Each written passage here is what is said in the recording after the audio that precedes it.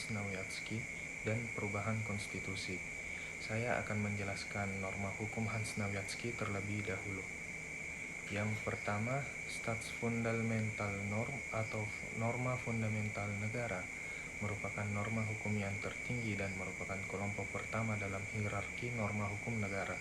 Staatsfundamental Norm merupakan landasan filosofis bagi peraturan lebih lanjut, penyelenggaraan negara serta menjadi sumber dan dasar bagi pembentukan peraturan-peraturan di bawahnya.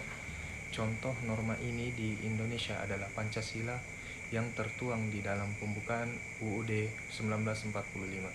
Yang kedua, Staatsgrundgesetz atau Aturan Dasar Negara merupakan kelompok norma hukum yang bersifat dan merupakan aturan-aturan umum yang masih bersifat general dan garis besar, sehingga masih merupakan norma hukum tunggal.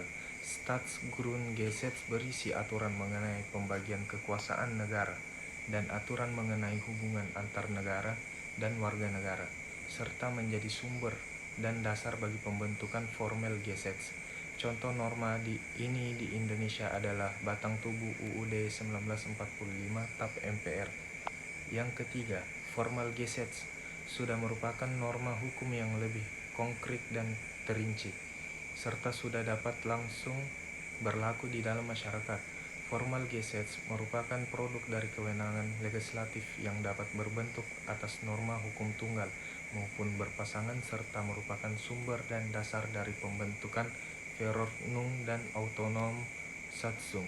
Contoh dari norma ini adalah undang-undang atau peraturan pemerintah pengganti undang-undang.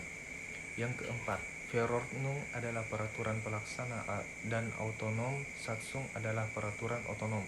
Kedua peraturan ini terletak di bawah undang-undang yang berfungsi menyelenggarakan ketentuan dari undang-undang. Contoh dari norma Verordnung adalah peraturan pemerintah, sedangkan norma Autonom Satzung adalah perda dan sebagainya. Perubahan konstitusi. Bagi George Jelinek, perubahan konstitusi pada dasarnya dibagi menjadi dua, yaitu pertama melalui prosedur formal dan kedua melalui cara-cara informal.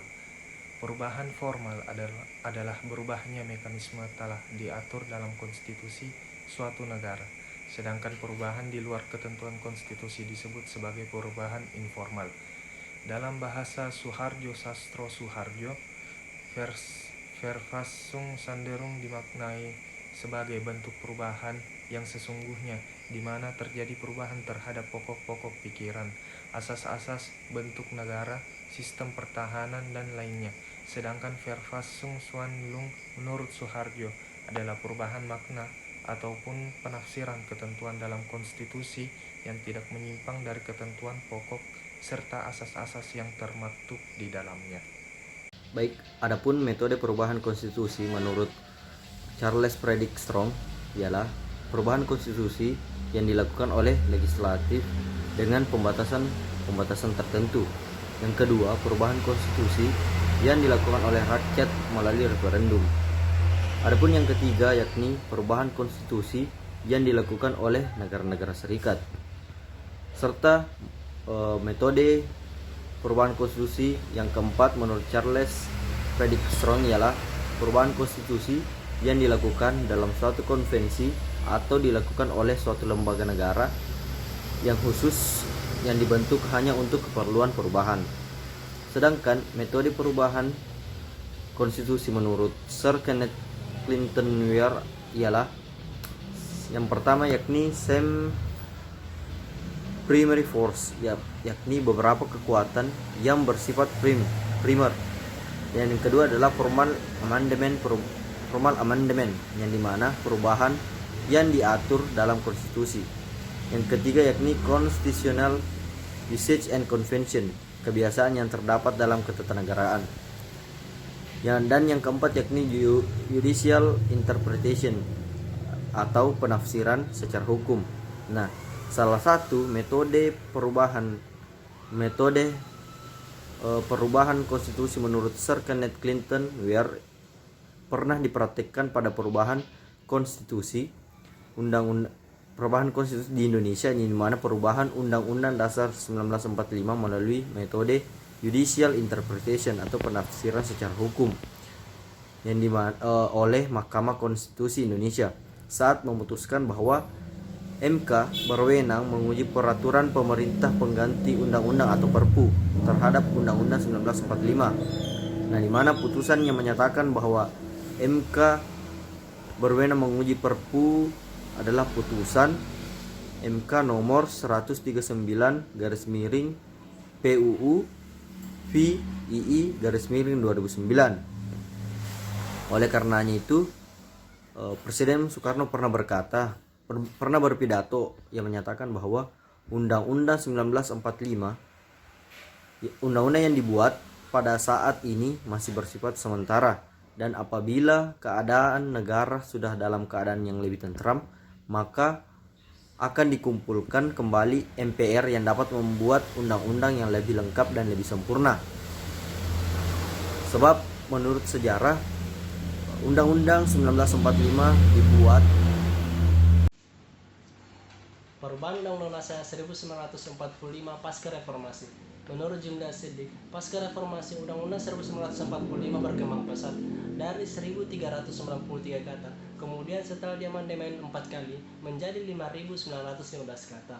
Naskah asli Undang-Undang Dasar 1945 berisi 71 butir ketentuan, sedangkan perubahan yang dilakukan menghasilkan 199 butir ketentuan. Perubahan jumlah ayatnya kurang lebih 300% dan jumlah kata 300%.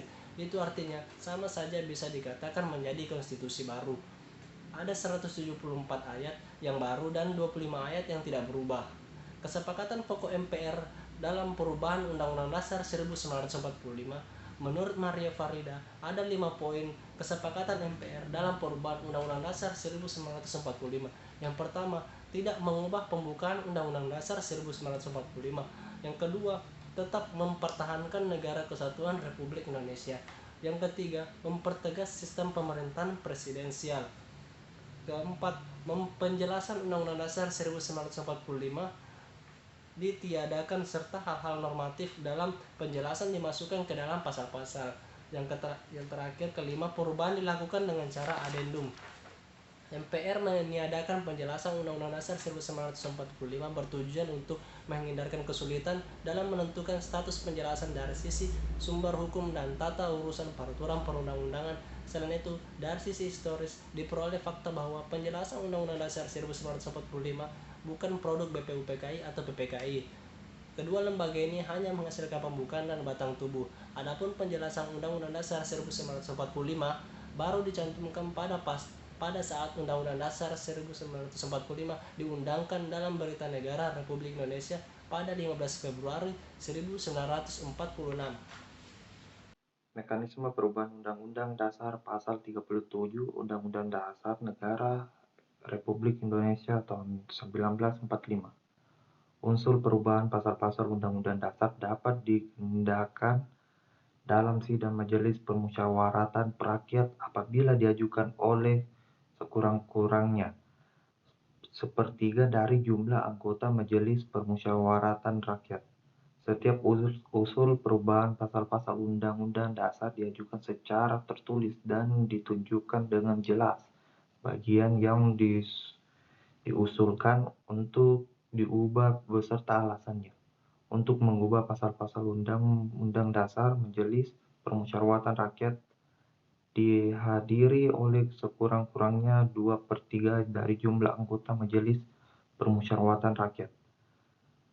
Keputusan untuk mengubah pasal-pasal Undang-Undang Dasar dilakukan dengan persetujuan sekurang-kurangnya 50% ditambah 1 anggota dari seluruh anggota Majelis Permusyawaratan Rakyat. Khusus mengenai bentuk Negara Kesatuan Republik Indonesia tidak dapat dilakukan perubahan. Di sini saya akan memberikan penjelasan mengenai perubahan konstitusi melalui penafsiran hakim. Baik, kehadiran Mahkamah Konstitusi membuka ruang terjadinya interpretasi konstitusi oleh para hakim.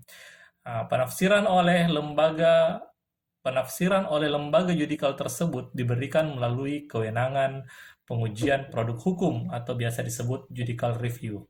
Dari kewenangan judicial review tersebut menimbulkan sebuah kewenangan yang samar atau dengan kata lain menciptakan kewenangan yang baru, yaitu kewenangan menafsirkan konstitusi. Oleh karena itu, sering dinyatakan bahwa Constitutional Court itu adalah the guardian of Constitution and the sole interpreting of Constitution.